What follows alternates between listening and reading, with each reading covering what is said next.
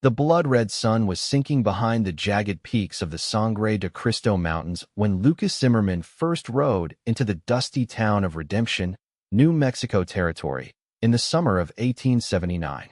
His weathered face and haunted eyes told the story of a man who'd seen too much death, carrying burdens invisible to most, but heavy as the Colt revolver strapped to his hip. The main street was quiet as Lucas guided his chestnut mare past the saloon, general store, and blacksmith shop. Dust swirled around his boots when he dismounted in front of the livery stable. A young boy, no more than 12, ran out to greet him. "Take good care of her," Lucas said, handing the reins to the boy along with a nickel. "She's had a long journey." "Yes, sir." The boy's eyes widened at the coin. "You staying in Redemption, mister?" Lucas adjusted his hat, casting his face further into shadow. "Just passing through." That was the plan, anyway. Just another dusty town on his way to nowhere in particular. Another place to rest before moving on, as he'd done for the 3 years since the war between cattle barons in Wyoming had claimed the lives of his friends and his reputation. "Ma says we got the best boarding house west of Santa Fe. If you're looking for a place," the boy continued, gesturing toward a 2-story white building with a wide porch at the end of the street. "Mrs. Warner runs it. She makes apple pie on Saturdays that'll make you believe in heaven." Lucas nodded absently, shouldering his saddlebags. The idea of a rail bed after weeks on the trail was tempting. "Much obliged." As he walked down the street, Lucas felt the familiar weight of eyes on him. Small towns were all the same, suspicious of strangers, especially ones who carried themselves like he did. A man couldn't hide the way he wore a gun or scanned a room upon entering. Those were habits that marked him as clearly as a brand on cattle. The boarding house stood apart from the other buildings, with a small garden struggling against the desert heat. Roses climbed trellises on either side of the steps, their determined blooms defying the harsh conditions. Lucas paused at the bottom of the steps, something about the peaceful scene making him hesitate. Places like this weren't meant for men like him. The door opened before he could retreat, and Lucas found himself facing a woman whose beauty struck him with the force of a physical blow. She was in her late 20s, with honey-brown hair pulled into a loose knot at the nape of her neck and eyes the color of summer sage. Her simple blue dress couldn't hide the graceful strength of her figure, and there was something in her direct gaze that suggested she'd faced her own battles. "Are you planning to stand there all evening, or were you looking for a room?" Her voice carried a hint of amusement. Lucas cleared his throat. "A room, madam, if you have one available." She studied him for a moment, taking in the trail dust, the worn clothing, and the gun at his side. Whatever she saw didn't seem to alarm her. "I'm Catherine Warner. This is my boarding house." She stepped back, holding the door open. "Come in before the mosquitoes do." The interior was simple but immaculate, with polished wooden floors and walls adorned with faded floral wallpaper. The scent of fresh bread and coffee hung in the air, making Lucas's stomach remind him how long it had been since he'd eaten anything that wasn't cooked over a campfire. "Dinner's at 6, Catherine said, leading him to a small desk in the corner of the front room. "Breakfast at 7. Room and board is $1 a day, payable in advance. I don't allow drinking, gambling, or women in the rooms, and I expect boots to be removed in the entryway." Lucas nodded, reaching for his money pouch. "Yes, madam. You can call me Catherine or Mrs. Warner. Madam makes me feel ancient." She took his money and handed him a key. "Room 3, top of the stairs, second door on the right. Washrooms at the end of the hall. Towels are in your room." "Thank you, Catherine." Her name felt strange on his tongue, too familiar for a woman he'd just met. "I'm Lucas Zimmerman." Something flickered in her eyes at his name recognition, perhaps, but she merely nodded. "Dinner in 30 minutes, Mr. Zimmerman. Don't be late." Lucas found his room to be small but comfortable, with a narrow bed, a dresser, a washstand, and a window overlooking the garden. He washed away the trail dust as best he could, changed his shirt, and made his way downstairs just as a brass bell sounded through the house. The dining room contained a long oak table with 8 chairs, 3 of which were already occupied, an elderly man with a white beard, a middle-aged woman who could only be a schoolteacher, and a young man who had the look of a bank clerk. They all glanced up as Lucas entered, their expressions ranging from curiosity to wariness. "Mr. Zimmerman, please join us." Catherine said, emerging from what must be the kitchen with a large tureen of stew. "Allow me to introduce Dr. Henderson, Miss Peabody, and Mr. Reynolds." Lucas nodded politely and took the empty seat as Catherine served the meal. The stew was rich with beef and vegetables, accompanied by fresh bread that made his store-bought hardtack seem like a distant, unpleasant memory. The conversation flowed around him, the other boarders discussing local happenings while Lucas ate in silence, offering only brief responses when directly addressed. He noticed Catherine watching him occasionally, her expression thoughtful. After dinner, while the others retired to their rooms or the small parlor, Lucas stepped out onto the back porch. The night was cool, stars beginning to pepper the vast sky above. He rolled a cigarette with practiced ease, striking a match on the porch railing. "My husband used to do that the same way." Lucas turned to find Catherine standing in the doorway, a shawl wrapped around her shoulders against the evening chill. "Madam Catherine, I can go elsewhere if you object to smoking." She shook her head, stepping out to join him. "I don't mind. The scent reminds me of Thomas." She leaned against the railing, looking out at the darkness. "He's been gone 3 years now." Lucas wasn't sure what to say. "I'm sorry for your loss." Catherine acknowledged his words with a slight nod. It wasn't unexpected. The consumption took him slowly. "Gave us time to say goodbye, at least." She turned to face him. "I know who you are, Mr. Zimmerman." The cigarette paused halfway to his lips. "Do you now? You rode with the regulators during the Lincoln County War, then with the cattlemen during the Troubles in Wyoming." Her voice was matter-of-fact, without accusation. "My brother was in New Mexico during that time. He wrote to me about it." Lucas dropped the cigarette, crushing it beneath his boot. "Then you know I should be moving on." "I know what the newspapers said." Catherine's gaze remained steady. "I also know newspapers aren't always concerned with the truth. Sometimes they get it right." Lucas's voice was rough. "I've done things I'm not proud of. Haven't we all?" She turned to go back inside, then paused. "Whatever brought you to redemption, Mr. Zimmerman, you're welcome to stay as long as you need." Lucas remained on the porch long after she left, wondering what had possessed him to stop in this town, in this boarding house. He should leave at first light, continue his aimless journey. But as he stared up at the stars, he found himself reluctant to move on just yet. Morning brought clear skies and the enticing aroma of coffee and bacon. Lucas descended to find Catherine in the kitchen, sleeves rolled up as she worked at the stove. The other boarders had already eaten and departed. "I thought you might have left during the night," she said without turning. Lucas leaned against the doorframe. "Still here." "So I see." She gestured to the table. "Sit. I'll bring you a plate." The breakfast was as good as dinner had been: fried eggs, bacon, biscuits with honey, and coffee strong enough to wake the dead. Catherine sat across from him with her own cup. "What are your plans in redemption?" she asked. Lucas shrugged. "Don't have any. Just passing through." "That's what you said yesterday." She sipped her coffee. "The livery could use help. Hank's getting too old to manage alone, and his son left for California last spring." "I'm not looking for work." Catherine raised an eyebrow. "Everyone needs to eat, Mr. Zimmerman. Even legends of the territory wars." The corner of Lucas's mouth twitched. "I'm hardly a legend." "Depends who you ask." She rose to refill his cup. "Sheriff Donovan asked about you this morning." Lucas tensed. "And what did you tell him?" "That I have a new boarder who pays on time and removes his boots at the door." She set the coffee pot down. "Your past is your business, Mr. Zimmerman. But if you're planning to stay more than a night, you might consider stopping by the livery. Hank pays fair wages." To his own surprise, Lucas found himself walking to the livery stable after breakfast. Hank Peterson was indeed in need of help, and by noon, Lucas had agreed to work for him, at least temporarily. The work was honest and familiar. Caring for horses had been his first job as a boy in Texas. Days turned into weeks as summer progressed.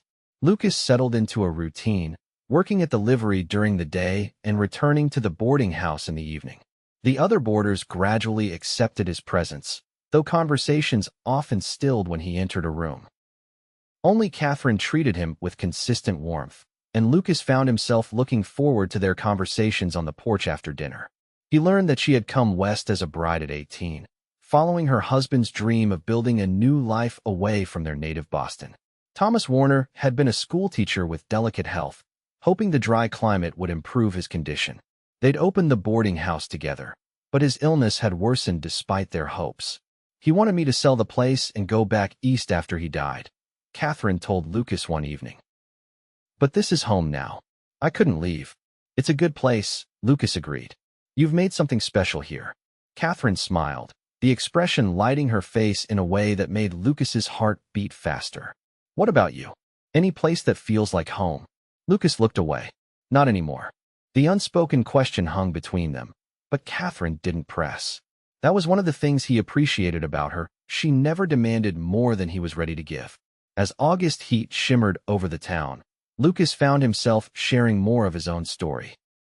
How he'd left home at 16 after his father's death, drifted through Texas and New Mexico, eventually riding with Billy the Kid and the regulators during the Lincoln County troubles. How he'd tried to leave violence behind afterward, only to be drawn into the range wars in Wyoming.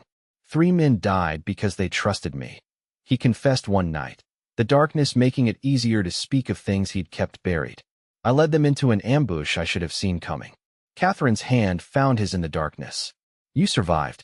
That means something, does it? His voice was bitter. Sometimes I think I've been running ever since because I don't deserve to stop. She didn't answer immediately, her fingers warm against his. Everyone deserves peace, Lucas. Even you. He withdrew his hand, uncomfortable with her kindness. You don't know everything I've done. I know the man I've come to know these past weeks. Her voice was firm. That's enough for me. But it wasn't enough for Lucas. As comfortable as he'd become in redemption, he knew his past would eventually catch up to him. It always did. That moment arrived sooner than he expected. Late one afternoon, as Lucas was closing up the livery, Sheriff Donovan appeared at the stable doors. Zimmerman, the lawman said, his hand resting meaningfully on his holster. Got some visitors looking for you. Lucas's hand instinctively moved toward his own weapon before he forced it still. Who? Men from Wyoming. Say you're wanted for questioning about some unpleasantness up there. The sheriff's expression was unreadable. They're at my office. Thought you might want to come of your own accord. Lucas nodded slowly.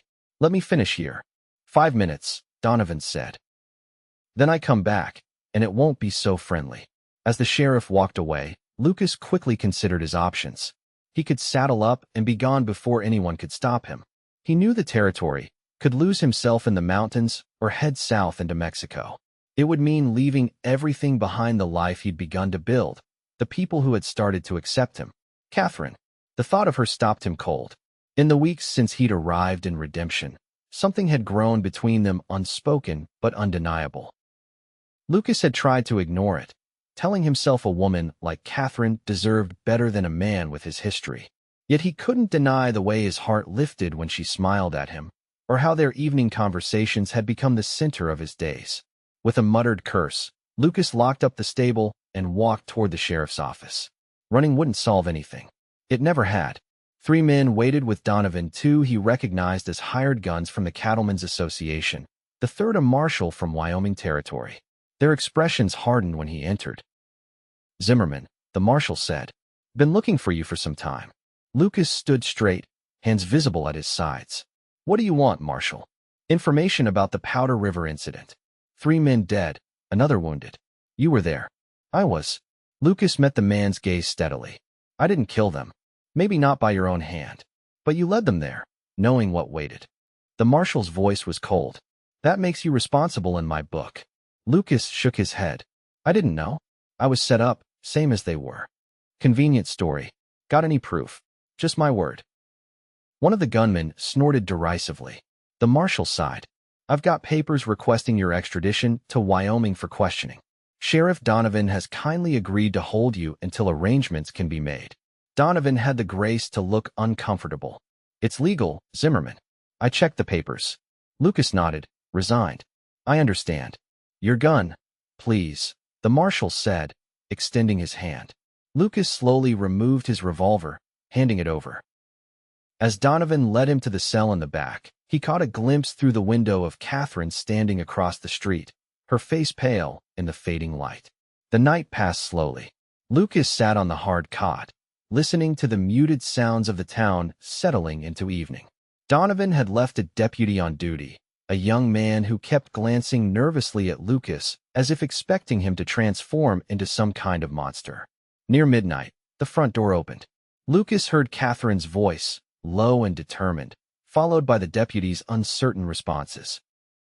A moment later, she appeared at the cell door. Lucas. His name on her lips was soft with concern. What happened? He moved to the bars. You shouldn't be here, Catherine. I brought you dinner. She held up a basket. The deputy was kind enough to let me deliver it personally. The young deputy hovered uncertainly nearby. Catherine turned to him with a smile. Thank you, Billy. I just need a few minutes. Once the deputy retreated to the front office, Catherine lowered her voice. They're saying you're wanted for murder. It's complicated, Lucas sighed. I didn't kill anyone, but I might as well have. I trusted the wrong people, led good men into danger. Tell me everything, she insisted. Please. So he did. How after the Lincoln County War, he'd tried to start fresh in Wyoming, working as a ranch hand. How the cattle barons had been at war with the small ranchers and homesteaders. How he'd been caught in the middle, working for one side while sympathizing with the other. They asked me to deliver a message, arrange a meeting for peace talks, he explained. But it was a trap. The men I led there were ambushed. 3 died. The 4th was wounded but survived. And you? Catherine's fingers wrapped around the bars, close to his. I got away. Been running ever since. Lucas met her gaze. The surviving man might be able to clear my name, but I don't even know if he's still alive. Catherine was quiet for a long moment. What's his name? The survivor. James Cooper. He was a small rancher, had a place near the Powder River. Something flickered in Catherine's eyes. Lucas. My brother Daniel was in Wyoming during that time. He writes to me about the people he meets in his travels. I think he mentioned a Cooper once. Hope, sharp and dangerous, pierced Lucas's chest. Do you still have the letters? I keep them all, Catherine said. I'll look tonight.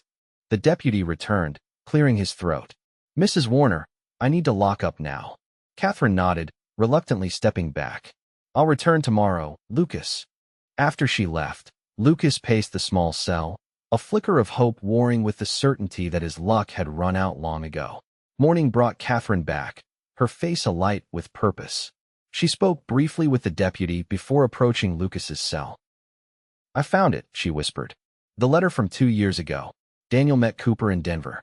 He was alive then, working as a freight agent. Lucas gripped the bars. Does it say where I might find him now? Catherine shook her head. But I've sent a telegram to Daniel.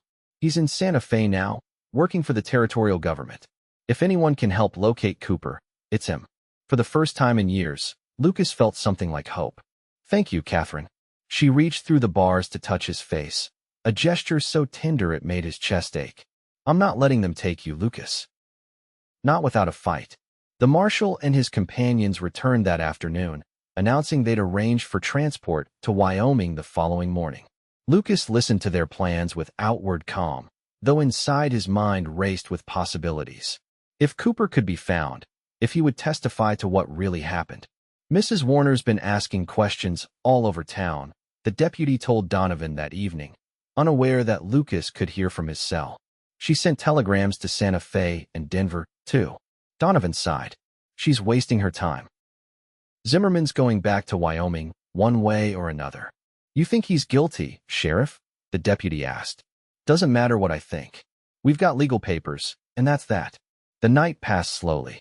Lucas dozed fitfully, waking at every sound. Near dawn, he heard the front door open, followed by raised voices.